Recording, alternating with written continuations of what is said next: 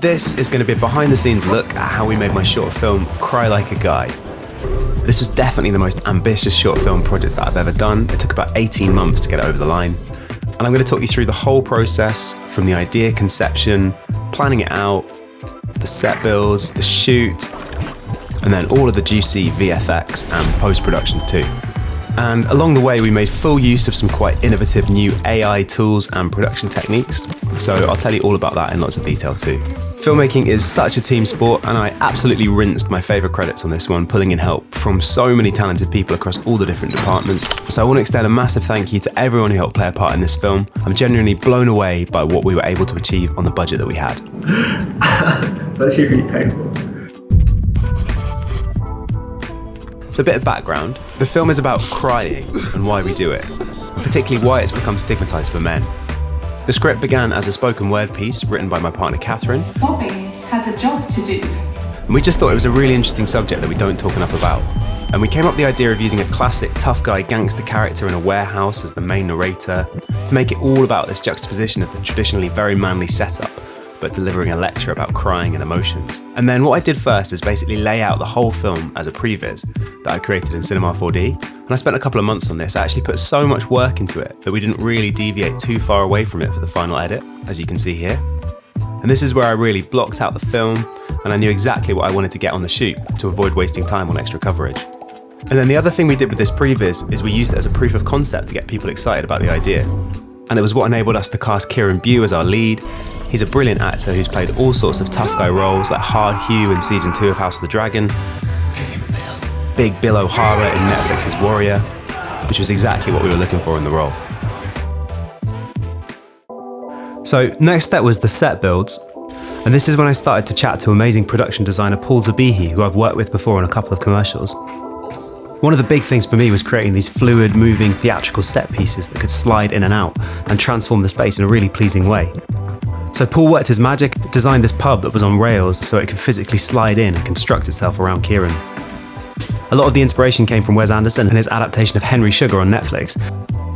So day one, first morning set build, getting my time-lapse ready to capture everything. And I wanted to find a grungy warehouse that felt like a criminal gang HQ. So we actually went around a couple of the old film studios in London and landed at Twickenham Studios, which has been in action for about 100 years and has a really grungy aesthetic to it. We had a 2-day shoot with a prep day before to get all the set pieces built, which was ludicrously ambitious, as you'd normally have about 3 days on the bill for something of this scale.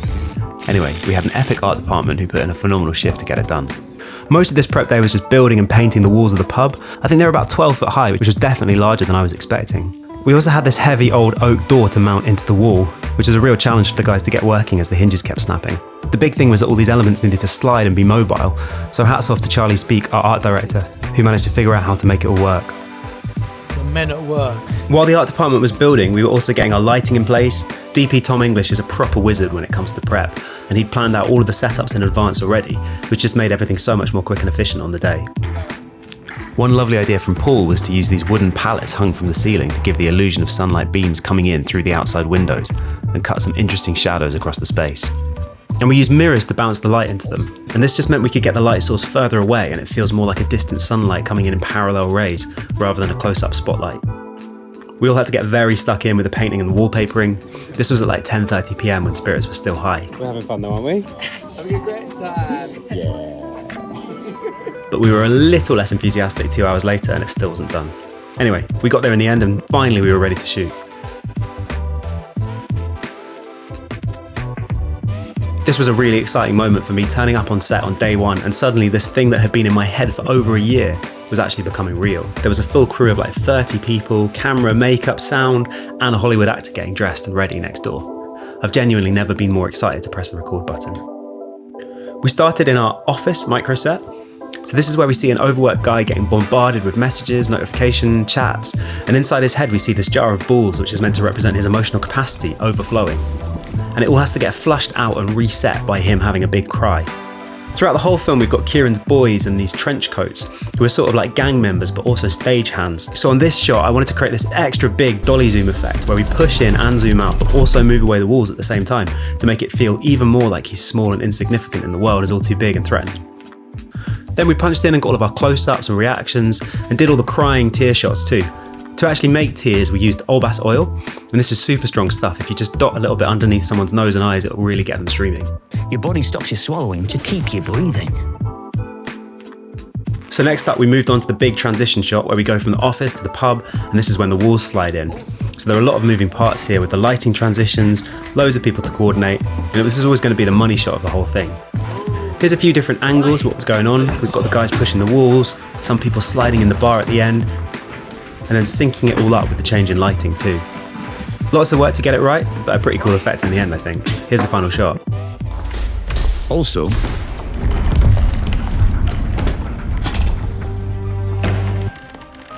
crying plays a social role. Just a side note, quite proud of the puns here on this town crier pub sign that we made. Then we did our close-ups on our pub guy, and also this transition out the window to finish. A big part of the film for me was that it all felt connected and linked together, and I wanted to use big, flowing, steady cam shots where possible. And we also have this moment where one of Kieran's boys pings up the backdrop to reveal the next scene as a little extra flourish. So that was the end of day one. The last thing to do was put the house lights on and do a 3D scan of everything and all of our characters. I was going to use this for the frozen time moment in the pub later on. I used Polycam to capture the images, so we did each person individually and the whole set as well, under neutral lighting so we could relight it later.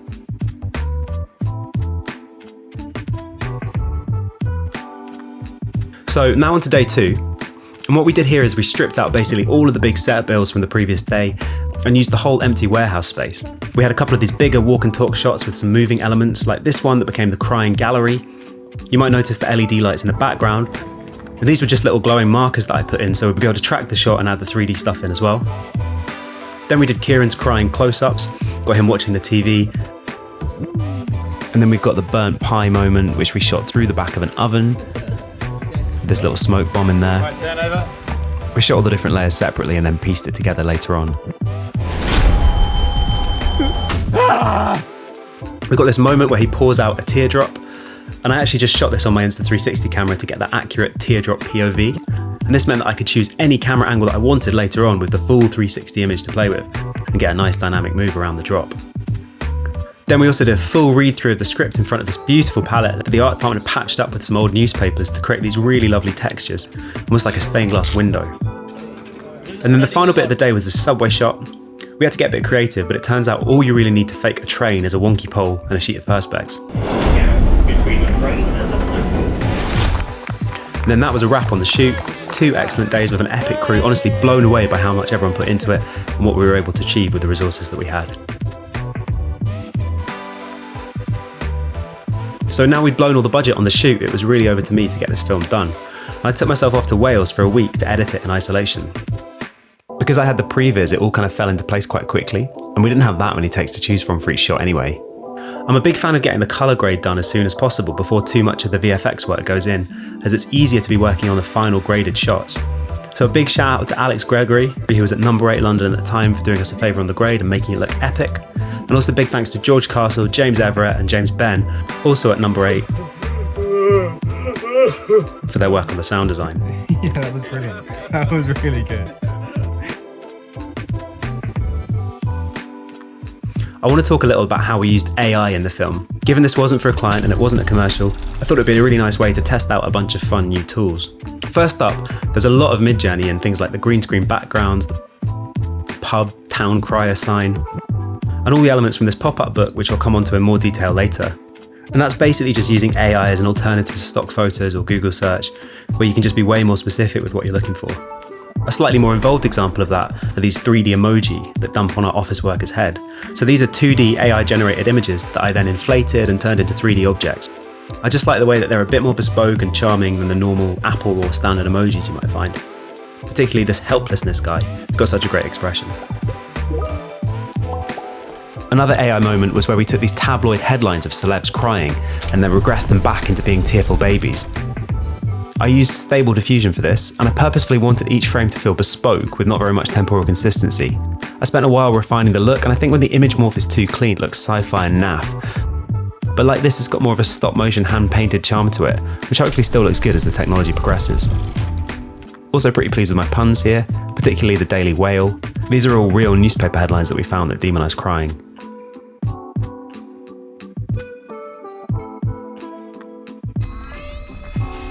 Okay, so let's talk about the mind machine. I'm a big fan of simple mechanical systems that represent complex emotional functions. I wanted this element to land somewhere between Inside Out and Wallace and Gromit. And these were some #satisfying mechanical renders that we were looking at as references. The idea was that each time our guy experiences an emotional stimulus in real life, it falls as a little glass marble into his feelings jar. And the jar is like his emotional capacity, and when it gets too full, the only way to reset it is to tip it all out, have a big cry, and then we see at the end his mind machine restarting afresh like it's been turned off and on again. So here are some of the concept sketches done by the team at Blind Pig, and the initial idea was actually quite a lot more complicated, but we scaled it down a little bit to make sure the message would be super clear. And then it was just a nice process of designing, iterating, refining, getting the animation locked in. So really nice work from the team at Blind Pig here. Absolutely smashed it. Bravo.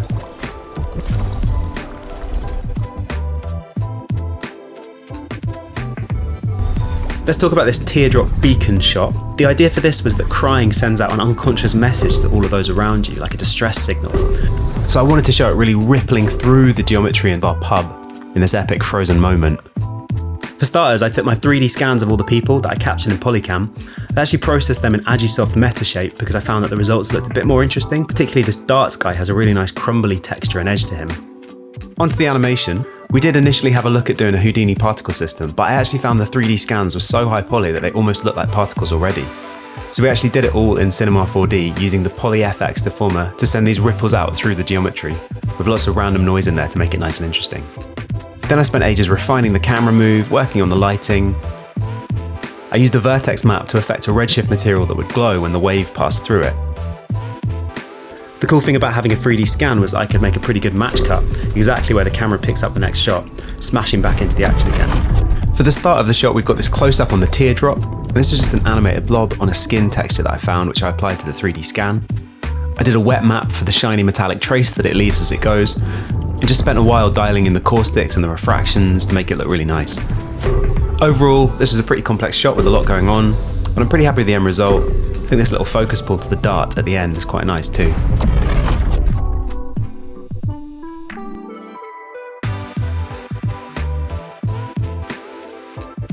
Probably my favourite bit of VFX in this film is the pop-up book. It's called Tears Through the Years, and the inspiration came from this wicked scene in Paddington.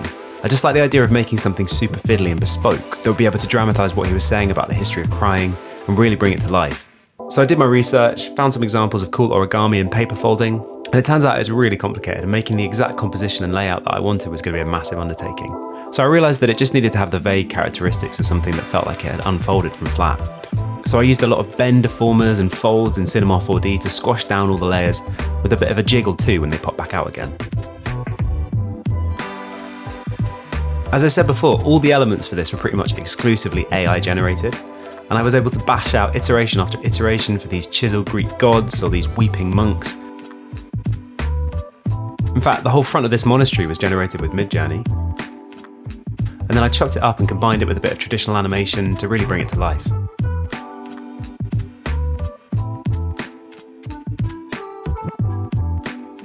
The final scene is the Victorian school, and by this point the idea of making a functional pop-up book was completely gone. Just wanted to do something that would jump out the page. There are these nice interactive puffs of chimney smoke that Kieran gives a bit of a waft to, and you can see the fan there that I used to represent this in the wind simulation. And then I just had to match up the plate as the camera drifts down inside the school. One of the tricky things about all the CGI in this film was matching the lens distortion of the lovely old anamorphics that we were shooting with. And the process I used was understorting the footage before tracking, and then overscanning, rendering out slightly more pixels than I needed in my CGI, and then redistorting that back again with the footage. Also, matching the chromatic aberration and the softness of the lens at the edges was pretty critical to making the compositing feel good.